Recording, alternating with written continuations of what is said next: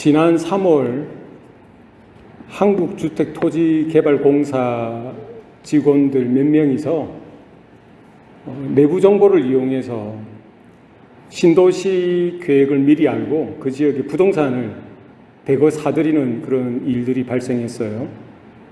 그게 이제 지난 3월에 발각이 되어져서 한국 사회에 큰 파장을 일으켰습니다.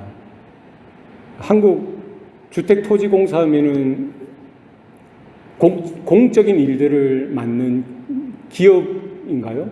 공기업이잖아요. 그죠? 공기업. 거기에서 고급 정보들을 자기들이 이제 알 수 있으니까 미리 이제 그 정보를 알아서 새로운 도시가 개발되어지는 그 땅이나 건물들을 대거 사들이는 것이죠. 불법 부동산 투기지 않습니까? 그것도 일반 사람이 아니고요. 공무의 일을 감당해야 될 그런 분들이 그런 일들을 했던 것이 발각되어져서 사회에 이제 공분을 일으켰던 적이 있습니다. 지난주인가요? 한국에 또 이런 일이 있었어요. 산부인과 의사인데 자궁근종 수술을 받던 환자, 이 수술을 다 하고 다시 마취를 시켜서 이 직원들은 다 밖에 보냈겠죠. 유사성행위를 했다는 거예요.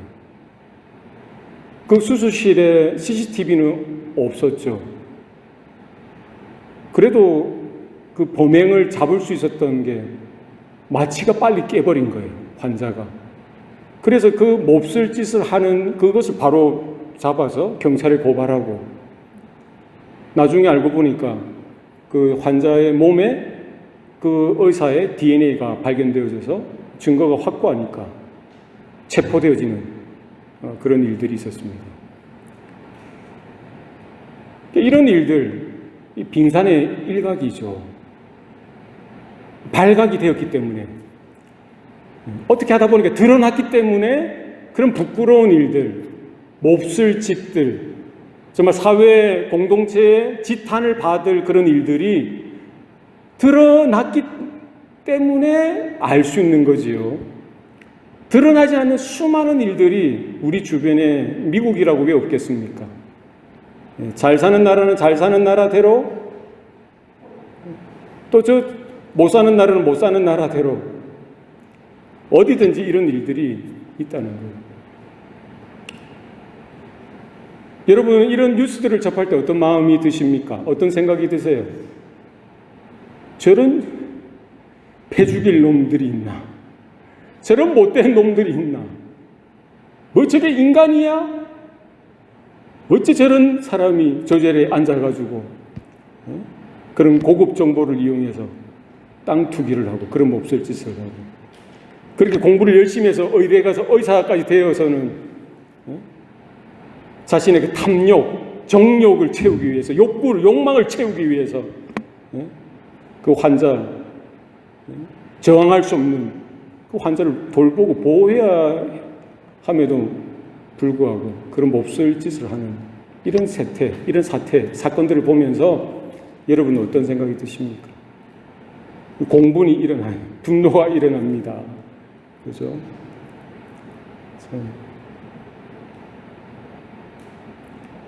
우리 주변에 그와 같은 일들이 많아요. 우리 성도로서, 우리 하나님의 자녀로서 우리는 이 세대를 불법이 성행하고 죄악이 들끓고 불의가 판을 치는 이와 같은 사회, 이 세대를 바라보면서 우리는 어떻게 믿음을 지키고 믿음을 따라 살아가야 하는지, 어떻게 이와 같은 상황들을 이해하고 어떻게 이와 같은 사건들을 우리는 생각해야 하는지 어떻게 할 수 있냐는 거죠. 어디에 답이 있습니까? 하나님의 말씀에 답이 있는 줄로 믿습니다. 오늘 우리가 읽었던 시편 37편은 다윗의 시입니다. 오늘 우리가 읽었던 부분은 3절입니다. 그러나 1절, 2절을 여러분 한번 보십시오. 성경이 있으신 분들은 성경을 한번 펴서 보시기 바랍니다. 이것은 오늘 한국만의 문제가 아니고요. 오늘 미국만의 문제가 아니라 어떤 지역의 문제가 아니라 지금 다윗이 살았던 그 고대 시대에도 이와 같은 일들이 있었던 거죠. 그러니까 의인으로서 하나님을 경외하고 하나님을 섬기는 자들로서 우리는 어떻게 살아야 하느냐, 어떻게 그와 같은 사건들과 그와 같은 시대들을 바라보며 우리는 어떻게 서야 하는지에 대해서 고민해야 되고요. 답을 찾아야 합니다. 우리는 어디에서 그 답을 찾을 수 있을까요? 바로 그 다윗의 시를 통해서 하나님의 그 진리 가운데 하나님의 생명의 말씀 안에서 그 답을 찾을 수 있기를 원합니다. 1절 말씀에 뭐라고 나와 있어요? 악을 행하는 자들 때문에 불평하지 말며 불의를 행하는 자들을 시기하지 말지어다. 그죠? 악을 행하는 자들이 여전히 있죠. 불의를 저지르는 자들이 더 잘 살고 더 잘 되는 이와 같은 사회 부조리적인 그런 문제들이 있습니다. 악하고요, 죄를 짓고 불의를 행하면 더 못 살고 못 되면 좋은데요, 오히려 더 번듯하게 더 잘 나가요. 돈도 잘 벌고 높은 자리에 승승장구 계속 올라갑니다. 네? 이런 사건들이 터지기 전에는 모르는 거예요. 그죠? 그럼에도 불구하고 여전히 내 주변에 내 옆에 악을 지으며 악을 행하며 죄를 지으며 살아가는 사람들을 바라보면서 드러날 때 우리가 알게 되어지는 거죠. 들었을 때, 목격했을 때 알게 되어지는 거예요. 그럼 우리는 너무나 쉽게 흥분해서 뭐 저런 인간들이 있어 불평하기 쉽습니다만 다윗은 뭐라고 우리에게 권면하고 있습니까? 악을 행하는 자들 때문에 불평하지 말며 불의를 행하는 자들을 시기하지 말지어다. 악을 행하는, 죄를 짓고 못된 짓을 하고 그런 사람들을 보면서 불평하고 비판하고 그러지 말라는 거예요. 불의한 방법을 동원해서 자기의 그런 어떤 자리나 자기가 알고 있는 그런 고급 지식, 그런 정보를 이용해서 정말 편법이죠. 부정한 방법이죠. 그걸 통해서 돈을 많이 버는 그런 사람들을 보면서 야, 어째 저 사람 저렇게 잘 되나? 부러워하지 말고 시기하지도 말라는 거예요. 왜요? 그 이유가 뭘까요? 왜 그렇습니까? 하나님이 심판자가 되신다는 거예요. 하나님이 살아계시다는 거예요. 하나님이 보고 계신다는 거예요. 그 죄악과 불의와 악 가운데 하나님이 보시고 하나님의 진노하심과 하나님의 심판이 준비되어져 있음을 분명히 하고 있는 것이죠. 2절 말씀을 보십시오. 그들은 풀과 같이 속히 배임을 당할 것이며 푸른 채소같이 쇠잔할 것임이로다.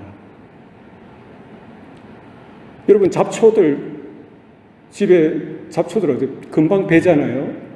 올라오면 바로 배죠. 번성하고 번창할 것 같지만 언젠가는 뭐예요? 하나님의 때에 하나님께서 보시고 행한 대로 갚으신다라고 성경은 말씀합니다. 선악간에 행한 대로 갚으시는 하나님이신 줄로 여러분 믿으시길 바랍니다. 지금 잘 되는 것 같지만 우리가 짧은 우리 인생의 관점에서 보면은 우리 60, 70년 살고요. 요즘은 80, 90, 뭐 길면 100세 이상 이렇게 산다고 해도 그 인생의 관점에서 보니까 부정한 방법을 써서 잘 되는 것, 여전히 잘 살고 잘 나가고 높은 자리에 올라가고 출세하는 그런 것 보고요. 부러워하지 말라는 거예요. 지금 어떤 것 보고 판단하고 불평하지 말라는 거예요. 왜요? 우리는 인생의 관점으로 볼 때는 그럴 수 있습니다만 성경에서 말하는 건 뭐예요? 영원하신 하나님, 그 영생의 관점에서 바라볼 때 그게 얼마나 불쌍하고 얼마나 불행한 일이 될 것인지 성경은 분명히 우리들에게 경고해주고 있습니다. 풀이 자라나는데요, 곧 풀처럼 곧 배임을 당하게 될 것이라는 거예요. 채소, 지금은 풀은 채소죠.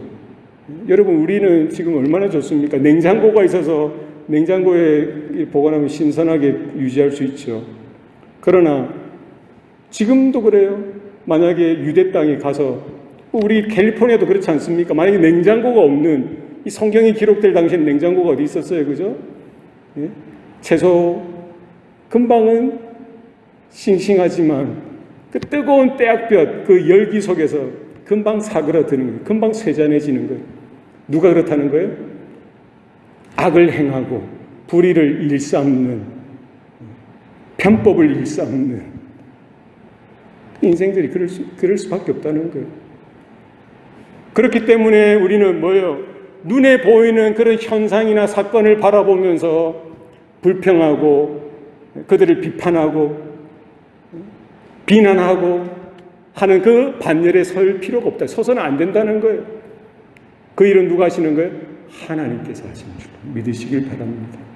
하나님이 살아계시다는 것이죠. 그죠? 그러면서 다윗은 되어지는 그런 일들을 바라보면서 자신 얼마나 불합리한 그런 그런 대우를 받았습니까? 그죠? 어렸을 때도 마찬가지죠. 아버지에게, 형들에게 인정도 받지 못하고 들판에서 양이나 치고, 사무엘 선지자가 기름 부음을 받을 자를 집에 와서 기름 붓기 위해서 찾았는데 누구는 찾지 않았습니까? 아버지가 누구를 찾지 않았어요? 다윗은 찾지 않았어요. 그럴 정도로 그냥 늘 언제나 열외. 나중에 역사의 중심에 서서 장수로서, 영웅으로서 활약하고 나서도 마찬가지죠. 사울 왕에게 배신을 당하죠. 자신의 왕이었고 주군이었고 자신의 장인이었던 그에게 배신을 당해요. 나중에 아들 압살롬에게까지 배신을 당하는 그 다윗. 다윗 정도 되면 불평할 수 있죠. 원망할 수 있습니다. 비난할 수 있어요. 정죄할 수 있습니다. 그러나 그는 그 모든 상황 속에서 벌어지는 모든 사건들 속에서도 뭐를 본 거예요? 하나님은 살아계시다. 하나님이 주관자가 되시고 하나님이 보시고 하나님이 판단하시고 하나님이 심판하신다. 이 사실을 분명히 바라보고 믿고 고백할 뿐만 아니라 그렇게 살았던 것이죠. 그러면서 우리들에게 뭐라고 말씀하고 있습니까? 오늘 본문입니다. 뭐라는 거예요? 불평하지 말고, 시기하지 말고, 딴소리하지 말고, 딴 생각하지 말고, 오인된 너희는, 성도된 너희는 뭐 하라는 거예요? 여호와를 의뢰하고 선을 행하라. 사람들을 보지 말라는 거예요. 상황과 그런 형편들을 보지 말라는 거예요. 맞서서 싸워서 고치려고도 하지 말라는 거예요. 하나님 절대 주권, 하나님께서 하시겠다는 것이죠. 하나님을 의뢰하라. 어떤 형편 속에서도 불평할 수밖에 없고 원망할 수밖에 없는 그런 상황 속에서도 여호와 하나님만을 의뢰하는 저와 여러분 되실 수 있기를 바랍니다. 의뢰하는 것이 뭡니까? 의뢰한다는 말은 무슨 말입니까? 신뢰하고 의지한다는 말이에요. 누구를요? 사람을 그렇습니까? 아니에요. 저도 그럴 때가 있었습니다. 우리 중에 적지 않은 분들이 그럴 거예요. 힘들고 어려울 때 늘은 이제 사람을 보는 거예요. 사람을 믿고 사람을 의지할 때가 많습니다. 그러나 성경은 우리에게 말씀하기를 사람을 의지할 것에 대해서 말씀하고 있지 않습니다. 사람은 믿음의 대상이 아니라 사람은 뭐예요? 사랑의 대상입니다. 사람은 사랑해주고 불쌍히 여겨주고 여러분 도와줄 수 있길 바랍니다. 그러나 그 어떤 사람도 우리의 의뢰의 대상이 되어서는 안 돼요. 우리가 신뢰하고 의지할 유일한 대상은 누구입니까? 여호와 하나님 한 분인 줄로 믿습니다. 하나님만을 신뢰하고 의지하시길 바랍니다. 하나님만을 바라보실 수 있기를 바랍니다. 또 이렇게 생각하시는 분들이 있어요. 목사님, 그래도 하나님은 눈에 보이지 않고 돈은 눈에 보이지 않습니까? 돈을 많이 의지하는 분들이 있어요. 여러분, 돈을 의지하지 마시기 바랍니다. 여러분의 머리나 여러분의 실력이나 여러분의 경험이나 그 어떤 인맥이나 그 어떤 상황이나 그 어떤 유행이나 그런 것들을 의지하지 마시고 오직 살아계신 하나님만 의뢰하는 저와 여러분 되면 좋겠습니다. 하나님만을 신뢰하세요. 하나님을 의뢰하라 하는 말은 무슨 말입니까? 하나님의 약속을 신뢰하라는 거예요. 하나님의 약속, 하나님의 말씀을 신뢰하라는 거예요. 다윗은 그와 같은 경험이 있어요. 사람들의 말이나 사람들의 약속이 아니라 어떤 능력 있고 권력 있는 사람이 아니라 모든 상황 속에서 누구만을 바라본 거예요? 하나님만을 바라보고 그분의 약속, 하나님이 말씀하신 대로 하나님이 약속하신 대로 이루어 가시는 분인 줄 우리 믿고 따라가는 겁니다. 이스라엘 백성들이 광야에서 잘했던 게 그거죠. 물론 불평하고 원망할 때도 있었습니다만 하나님께서 이끄시는 대로 가는 거예요. 구름 기둥과 불 기둥이 그 출애굽한 이스라엘 그 200만의 사람들을 모세를 통하여 인도하실 때에 하나님은 어떻게 하셨어요? 구름 기둥과 불 기둥을 허락하시고 그것이 움직이면은 따라가도록 하셨어요. 그것이 멈추면은 멈추는 거예요. 어떤 형편 속에서도요, 하나님을 의뢰하는 것, 하나님을 신뢰하는 것, 하나님의 약속을 붙들고 하나님의 말씀을 붙들고 따라 순종하며 살리라 믿음으로 날마다 결단하고 마음을 다지는 저와 여러분 될 수 있기를 소원합니다. 참된 믿음은 무엇입니까? 참된 믿음. 참된 믿음은 뭔가요? 참된 믿음은요, 구체적인 행함이 따르는 거예요. 믿습니다, 믿습니다 하는 것으로 끝나서는 안 됩니다. 내 생각으로, 내 마음에만 머무는 것이 아닙니다. 내가 정말 하나님을 믿고 하나님의 약속의 말씀을 의뢰한다면 뭘 해야 되는 거예요? 행함으로, 실천으로 따라 나와야 되는 거예요. 다윗은 오늘 본문을 통해서 하나님을 의뢰하고 여호와 하나님을 의뢰하고 뭐 하라는 것이죠? 선을 행하라는 거예요. 옆에 있는 100사람, 1000사람, 10,000사람이 다 악을 행하고 불의를 따라 살아가더라도 하나님의 사람들은, 하나님의 백성들은, 성도들은 어떻게 살아라고 말씀하고 있습니까? 하나님을 바라보고 하나님을 나의 인생의 기준을 삼고 하나님을 나의 삶의 근거로 삼고 하나님의 약속을 나의 중심으로 삼고 하나님의 그 말씀을 나의 삶의 방향으로 정하고 목표로 정하고 어떻게 해요? 지속적으로 선을 행하면서 살아가라는 거예요. 내가 거룩하니 너희도 거룩하여라. 하나님은 누구에게 말씀하셨어요? 모세에게도 말씀하시고요. 이스라엘에게도 말씀하시고요. 오늘날 이 아침 저와 여러분에게도 동일하게 말씀하십니다. 사람들이 그런데요. 세상 사람들이 그렇게 살아가는데요. 바로 내 옆에 있는 사람이 그렇게 살아가는데요. So what? 그렇게 해서는 안 된다는 거예요. 내 생각이, 내 마음이 그런데요. 아니, 이게 더 합리적이잖아요. 이게 더 편하잖아요. 이게 더 쉽잖아요. 이게 더 효과적이잖아요.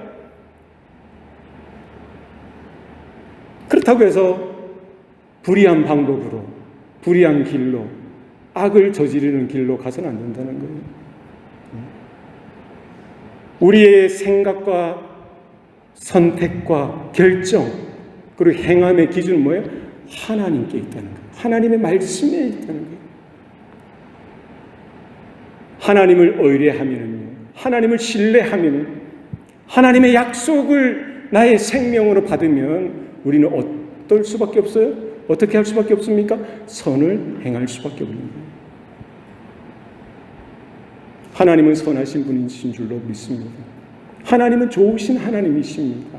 하나님은 의로우신 하나님이십니다. 하나님께서 기뻐하시는 뜻이 무엇인지 날마다 분별하여서 하나님께서 기뻐하시는 그쪽으로, 그 방향으로 나아가는 저와 여러분 되시길 바랍니다. 주님께서 제자들을 향하여 너희는 나를 따라오너라 말씀하시죠. 그 길이 어떤 길입니까? 세상 사람들은 넓은 길, 아주 넓은 길, 그 길을 따라가는 거예요. 주님 분명히 경고하십니다. 넓은 길로 가지 말라는 거예요. 쉬운 길로 가지 말라는 거예요. 그 길의 끝은 뭐라는 거죠? 멸망이라는 거예요. 제자들을 향하여 뭐라고 말씀하십니까? 좁은 길로 가라는 거예요. 주님이 걸어가신 그 길을 쫓아가라는 거예요. 세상 사람들이 찾지 않는 그 길입니다. 외로운 길이에요. 힘든 길입니다. 그러나 나의 원함이 아니라, 나의 기쁨이 아니라 하나님의 원함과 하나님의 기뻐하심이 있는 그 삶을 선택하시고 그 길을 쫓아가는 저와 여러분 될 수 있기를 소원합니다. 먹든지 마시든지 무엇을 하든지 무엇을 위해 살라고요? 하나님의 영광을 위하여 하라. 무엇을 먹을까, 무엇을 마실까 염려하는 것이 아니라 뭐를 위해 살라는 거예요? 먼저 너희는 그의 나라와 그의 의를 구하라. 다윗은 오늘 이 아침 저와 여러분에게 분명히 말씀합니다. 부조리한 세상일 수밖에 없는 거예요. 왜? 죄인들이 사니까, 존재적 죄인이 사니까 그럴 수밖에 없는 거예요. 이미 타락한 인생인데요. 아무리 공부 잘하고 뭐 정치인, 뭐 대통령이 되고 뭐 의사가 되고 변호사가 되고 정치인들, 존재적으로 그들은 뭐요? 영적으로 죽은 존재죠. 하나님 앞에 반역하는 그런 성향이 있을 수밖에 없는 거예요. 속이고 빼앗고 멸망시키는 마귀의 자녀들일 수밖에 없는 겁니다. 영적인 관점으로 보면 분명한 거예요. 겉으로 드러나기에 선하고 윤리적이고 도덕적이고 좀 더 희생적이고 헌신적일 수는 있습니다만 그 뿌리는 뭐라는 거예요? 그 존재 자체는 이미 타락했으니까 하나님을 대적하고 하나님을 반역하고 아담의 그 길을 걸어가지 않습니까? 마귀의 자식으로, 마귀의 자녀로 살아가는 그들에게 무엇을 우리가 기대하겠어요? 당연한 결과입니다. 놀라지 마세요, 여러분. 당황하지 마세요. 더 끔찍하고 더 요란한 일들이 많습니다. 예? 입에 담기도 힘든 그런 일들이 왜 더 없겠어요? 당연한 겁니다. 왜요? 마귀의 자식이니까, 마귀의 자녀들이니까. 자신들의 그 타락된 본성이 기뻐하는 쪽을 향해서 살아갈 수밖에 없는 존재라는 거예요. 그런 현상들을 바라보고 그런 세대를 바라보고 하나님의 자녀된 우리들까지 그 길로 가서는 곤란하죠. 그런 사람들을 불평하거나 비판조차도 하지 말라는 거죠. 불의를 행하는 자들 때문에 시기하고 부러워하지 말라는 거예요. 우리는 어디에 서 있어야 되는 거예요? 하나님 앞에 서 있어요. 하나님을 바라보고 하나님을 신뢰하고 하나님을 의지하는 저와 여러분 되시기 바랍니다.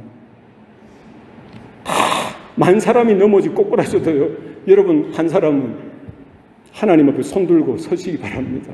하나님, 저는 하나님을 경외하길 원합니다. 하나님을 예배하길 원합니다. 하나님을 인정하길 원합니다. 하나님을 높이기 원합니다. 어떤 상황 속에서도 여러분 그렇게 하나님 앞에 여러분이 서셔서 그렇게 고백해 보세요. 형들의 미움을 받아서 노예로 팔려갔던 요셉이 그러했습니다. 다 그냥 그런 줄 알고 그렇게 살아가는 거예요. 여주인이 그렇게 유혹하고 잠자리를 청하면 어디 노예가 눈을 들고 어디 감히 대꾸를 할 수 있겠어요? 주인의 것이오니 마음대로 하세요. 이렇게 따라가야 되지 않겠습니까? 그런 문화고 그런 환경이고 어쩔 수 없는 그런 상황이더라도 요셉은 뭘 했던 거예요? 하나님을 의뢰하고 그 시간 그 자리에서도 하나님을 인식하고 하나님을 두려워하고 하나님의 말씀을 기억하고 선을 행하는 쪽으로 하나님이 기뻐하시는 것이 무엇인지 하나님이 원하시는 것이 무엇인지 나의 원함, 나의 욕구, 나의 욕망, 상황이 원하는 그 원함이 아니라 하나님의 원함, 하나님의 부르심이 무엇인지 바라보고 그것을 선택하는 거예요. 그거 하다가 죽을 수 있었죠. 왜?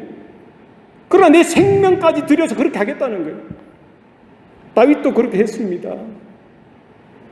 사람들이 원하는 것, 사람들이 바라는 것, 그 방향으로 가지 않습니다. 뭐예요? 불리하더라도 하나님이 원하시는 것, 유리하더라도 하나님이 원하시는 것, 그것을 하는 거예요. 다윗은 사울의 왕의 그 미움을 받아, 시기를 받아 도망가죠.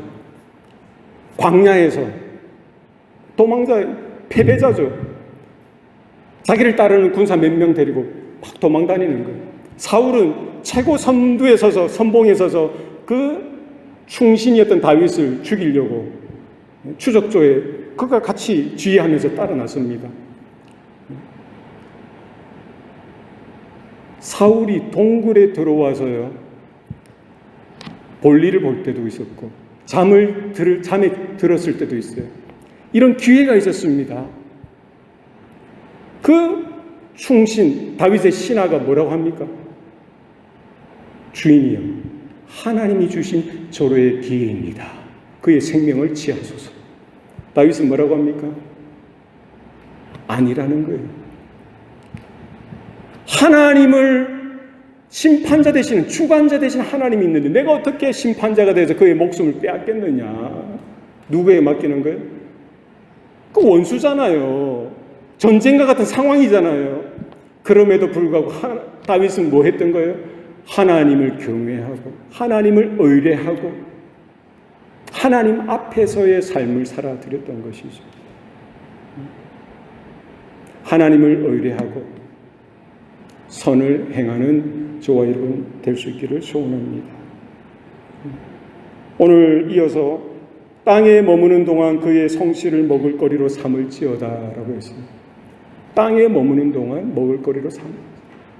주의 성실, 그의 성실을 먹을거리로 삼아라 이렇게 말씀하시죠. 이 땅에 머무는 동안 이 한글 번역에는 이렇게 되어 있습니다만 이게 사실 명령형으로 되어 있어요. 그 땅에 머물러라. 그리고 그의 성실을 먹을거리로 삼아라. 이 두 가지 명령력이 이어서 있는 것이죠. 땅에 머물러라는 거예요. 어디 땅에, 어느 땅에 머물러라는 거예요? 하나님의 임재가 있는 땅, 하나님의 약속이 있는 땅에 머물러라는 거예요. 광야에서 헤매이지 말고 하나님을 예배하는 그 땅 가운데, 그 자리 가운데 있으라는 거예요. 그러니까 성도는요, 사람들이 막 분주하게 자기가 원하는 것대로 자기 이익 따라 살아가고 막 이렇게 하더라도요, 우리는 중심이 하나님 앞에 있는 자들이죠. 그래서 하나님을 예배하는 자리, 하나님을 인정하는 자리, 하나님의 임재가 있는 그 약속의 땅 가운데 서서 하나님을 바라보는 것입니다. 평생 저와 여러분의 삶 가운데 하나님을 경외하고 하나님을 예배하는 자리에 서 있는 저와 여러분 되시기를 바랍니다. 어디에 있든지. 우리 중에 아프리카까지 여행 가거나 출장을 가거나 혹은 이민을 가실 분이 있는지 모르겠어요. 그래서 동유럽을 가든지 아시아의 어느 나라를 가든지 중앙아메리카, 남아메리카 어디를 가든지 어디든지 여러분 그 땅에서 하나님의 임재 가운데 서 있으시길 바랍니다. 하나님을 예배하는 자리 가운데 서 있기를 바랍니다. 하나님의 약속이 머무는 그 땅 가운데 하나님이 세우시고 하나님이 불러주시고 하나님이 보내신 그 땅 가운데 서서 하나님의 뜻이 온전히 나의 삶 가운데 이루어지게 하여 주시옵소서. 그 같은 하나님의 소원이 여러분의 삶을 통하여 나타나고 이루어지는 일들이 있기를 소원합니다. 그리고 그의 성실을 먹을거리로 삼으라는 거예요. 누구의 성실요?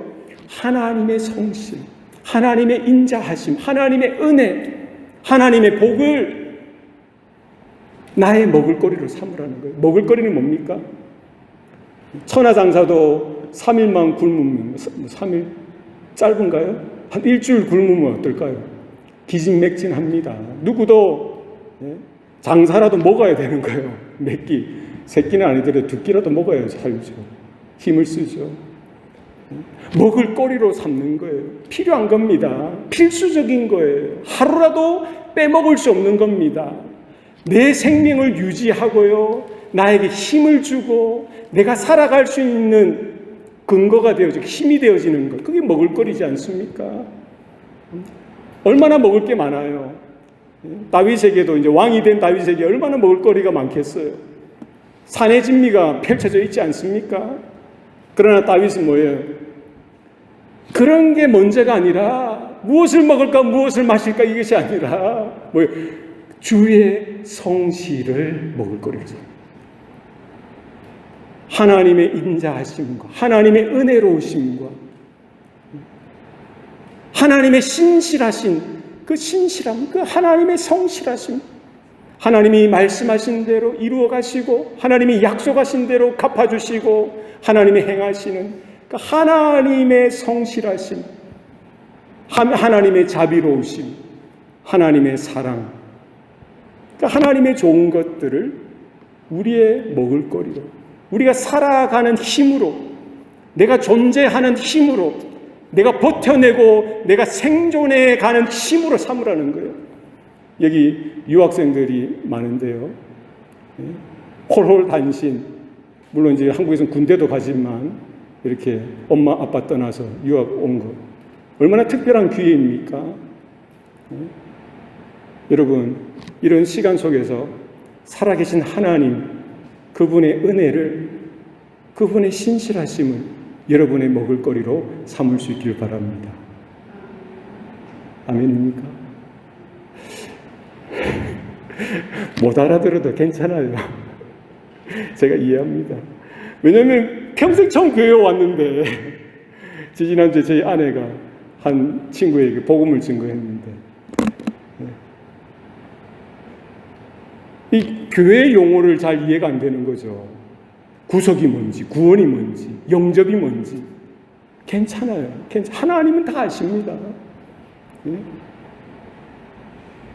용어 뭐 잘 몰라도 괜찮아요.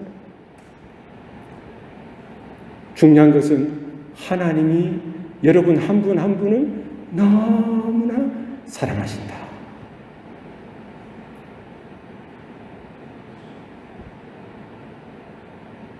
하나님이 여러분 한 분 한 분을 너무나 사랑하신다. 하나님의 모든 성실하심과 모든 신실하심을 부어서 여러분 한 사람 한 사람을 이 자리로, 주의 말씀의 자리로, 예배 자리로 불러주셨다는 사실을 여러분 기억하시기 바랍니다. 그냥 되어진 거 아니에요. 그냥 온 거 아니라 하나님 너무나 사랑하셔서. 어느 정도 사랑하신가요? 하나님이 이처럼 사랑하사 독생자를 주셨습니다. 이는 누구든지 그를 믿는 자마다 멸망치 아니하고 영생을 얻게 하려 하십니다. 아유, 네가 적당히 살아서 알아서 살아가. 이게 아니라 하나님이 개입하시고 간섭하셔서 불러주셔서 유학까지 보내서 이렇게 불러주시는 거예요. 한국에 있었으면 교회 갈 이유가 없을 텐데 유학까지 탁 보내서 이제 꼼짝 못할 때 이렇게 불러주셔서 예배 자리를 앉혀서 하나님의 말씀을 듣게 하시고 하나님의 나라에 대해서 더 듣게 하시고 하나님의 거룩하심과 의로우심에 대해서 듣게 하시고 하나님의 진노하심과 심판과 영원한 죽음에 대해서 지옥에 대해서 듣게 하시고 그냥 혼자 살아갔더라면 그렇게 멸망하고 끝났을 텐데 하나님이 급하셔서 젊었을 때 하나님이 여러분 한 사람 한 사람을 부르셔서 주의 말씀을 듣게 하시고 거듭나게 하시고 새로운 삶으로 살아갈 수 있도록 불러주신 줄로 믿습니다. 이 부르심은요 그냥 되어지는 것이 아니라 우리의 죄값을 지불하셨어요. 자신의 그 하나뿐인 아들 독생자 예수의 그 생명을 십자가에 넘겨버리시고요 거기에서 모든 피를 흘려서 죽게 하시고 그의 생명값을 그 피값을 내 죄값으로 지불하시고 여러분의 죄값으로 지불하시고 하나님의 때에 하나님의 방법으로 하나님의 사람들을 이용하시고 사용하셔서 저와 여러분 한 사람 한 사람을 하나님을 예배하는 자리로 복음의 자리로 불러주신 줄로 믿습니다.